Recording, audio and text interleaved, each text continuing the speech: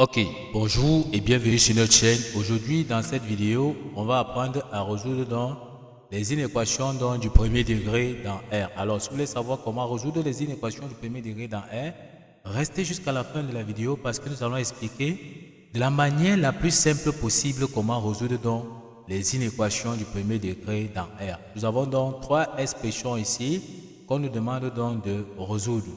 On demande donc de résoudre l'expression A qui est 2x inférieur à 6. Donc, il est question donc de trouver les valeurs de x qui vérifient dans notre inéquation.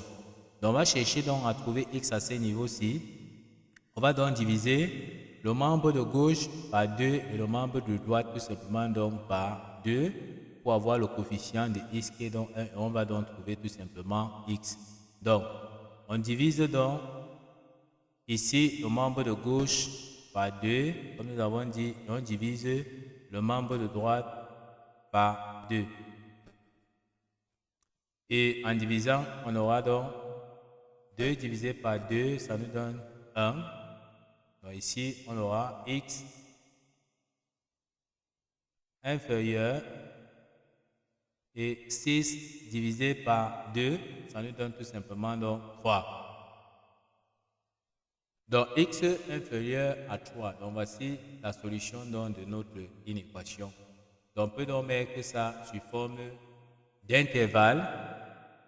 Or x inférieur à 3, ça veut dire que si nous prenons par exemple une droite graduée, si on met ici donc 0, nous avons donc 1, 2, 3. Si on dit que x est inférieur à 3, ça veut dire que x descend vers la gauche. Donc, si x est inférieur à 3, ça veut dire que x descend donc vers la gauche.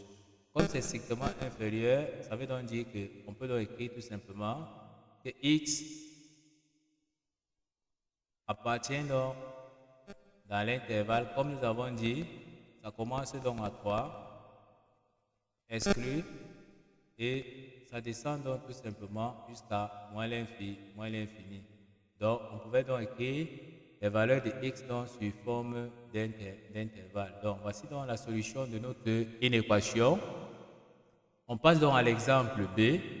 Ici, on nous demande de résoudre 4x plus 3 supérieur à 3x plus 5. Ici, pour pouvoir résoudre donc ceci, on va chercher donc à regrouper les x avec les x et les nombres avec les nombres. Donc, on va passer dans les x à gauche et on va passer les nombres à droite. En passant dans les x à gauche ici pour que ça vienne retrouver 4x, 3x va donc changer de signe et ça va devenir donc moins 3x. Donc ici, 3x donc vient de ce côté, ça devient moins 3x. Et ici, plus 3, quand ça va traverser dans l'égalité ici pour venir retrouver dans le plus 5 à ce niveau-ci, ça va devenir moins 3. On aura donc ici 4x moins 3x supérieur à droite, comme nous avons dit, on avait à plus 5.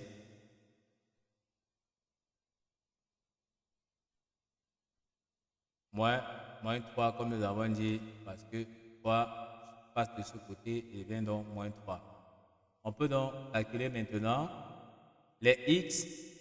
Avec les x, on aura 4x moins 3x, ça nous donne x. Supérieur. Ici, on a plus 5 moins 3, ça nous donne plus 2.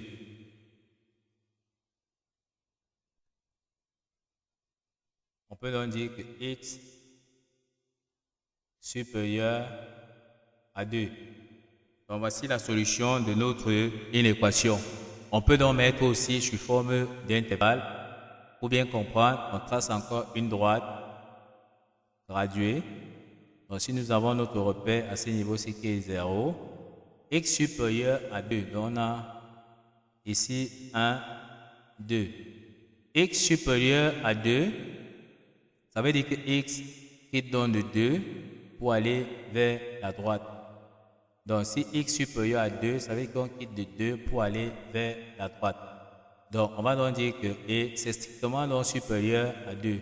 Donc, pour écrire donc sous forme d'intervalle, on va donc interpréter tout simplement. On peut donc dire que x appartient donc dans l'intervalle 2 exclu jusqu'à plus l'infini.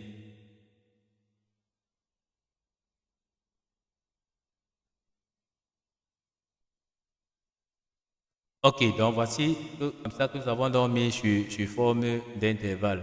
Donc x supérieur à 2, on pourrait donc écrire comme ceci. On passe donc au troisième exemple C, qui est 3x plus 2 inférieur à 5x plus 4. Donc bien faire attention, dans le dernier cas, il y a un petit piège donc à ce niveau-ci.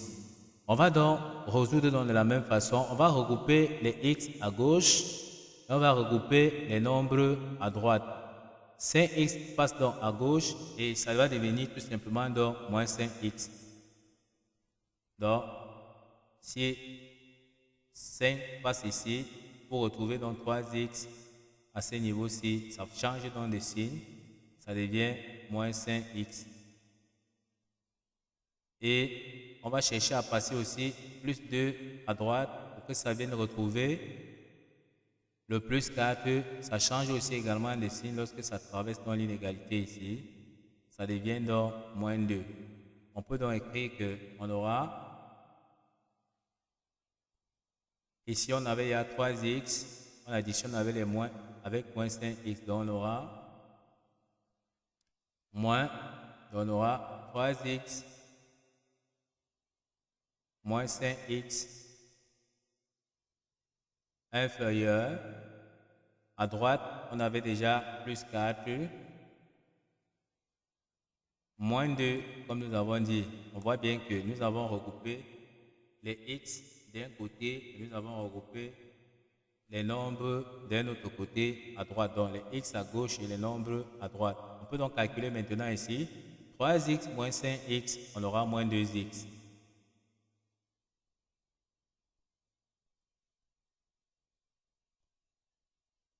Inférieur, on a ici plus 4 moins 2, ça nous donne tout simplement plus 2.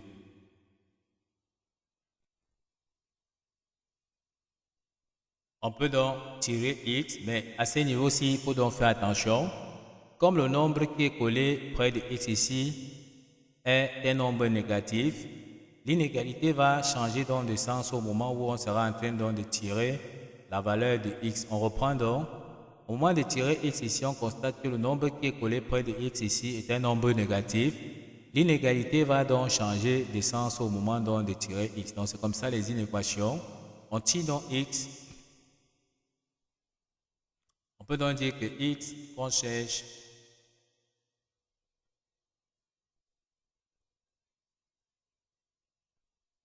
va changer donc de sens. Donc ça sera supérieur à 2 sur moins 2. Donc on peut donc constater, comme nous avons dit, l'inégalité a donc changé de sens à ce niveau-ci. Donc pour tirer x, ici a changé de sens. Au lieu d'être inférieur, c'est devenu supérieur. On peut donc écrire que x supérieur, 2 divisé donc par moins 2, ça nous donne donc moins 1. Donc, x supérieur à moins 1. Comme nous avons dit tout à l'heure, on peut donc chercher à mettre ça sous forme d'intervalle. Et on peut donc tracer une droite. On met toujours notre repère ici, 0. Nous avons donc moins 1 qui est ici. Donc, x est supérieur à moins 1. Ça signifie qu'on commence donc de moins 1 ici. Donc, on commence donc de moins 1 pour aller vers la droite. Donc, x, on peut écrire que x appartient donc dans l'intervalle moins 1 jusqu'à plus l'infini. Donc, jusqu'à plus l'infini. Donc, voici comment on a donc mis ça sous forme d'intervalle. Donc, on peut donc voir Donc voici ça que nous avons donc mis sous forme d'intervalle. Donc voici la valeur de x que nous avons donc trouvé. Ok, nous sommes donc arrivés au terme de cette vidéo. Ne manquez pas de vous abonner à la chaîne, de liker la vidéo, de partager la vidéo aux proches et amis et d'activer donc la cloche de notification pour ne plus manquer nos prochaines vidéos. Sur ce, à bientôt.